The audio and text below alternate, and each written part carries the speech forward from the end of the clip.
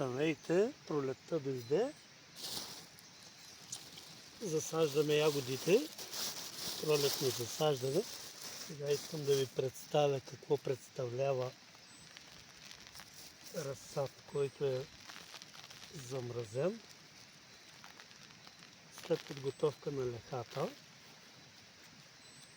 Сега ще ви покажа и съдилото какво представлява. Първо правиме отвор, после карваме корена, изкаме надолу, се спочва и заравяме.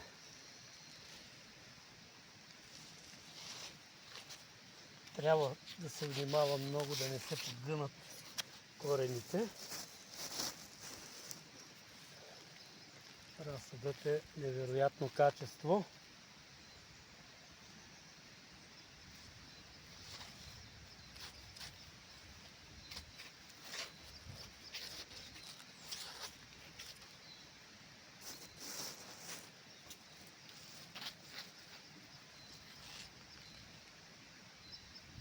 Много е важно да не се подгъват корените.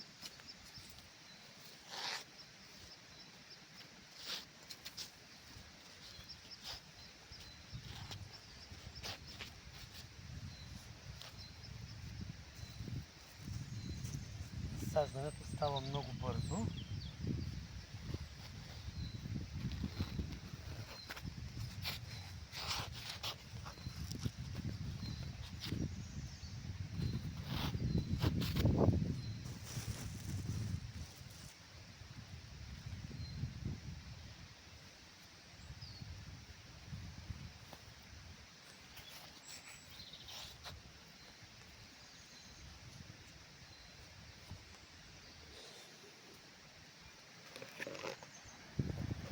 Ето какво представляват сега засятите корени, които сме засяли замразения разсъд.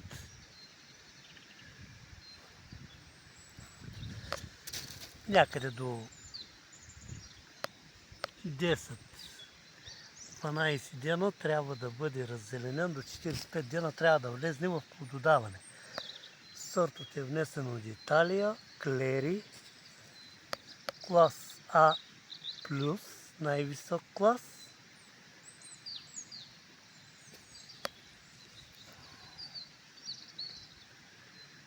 Още тази година ще очакваме максимален резултат.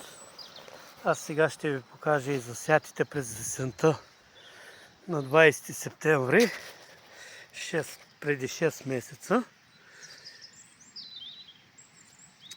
Ето те какво представляват.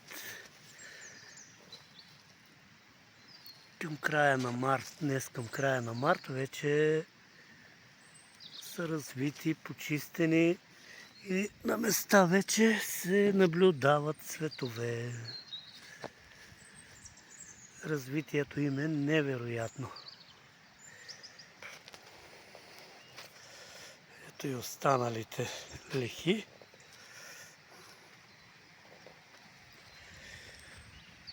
Този сорт е Флоренция. Много хубав, родовит и невероятен сорт. И в края на ягодовото насаждение имаме и малини. Сорт Полка, които са невероятни, сладки и родовити.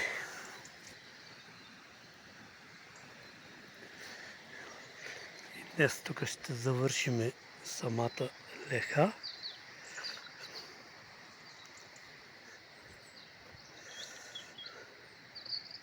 След което ще обработим между лехите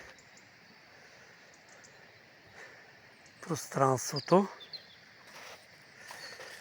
Тук по принцип тестваме в момента 4 сорта.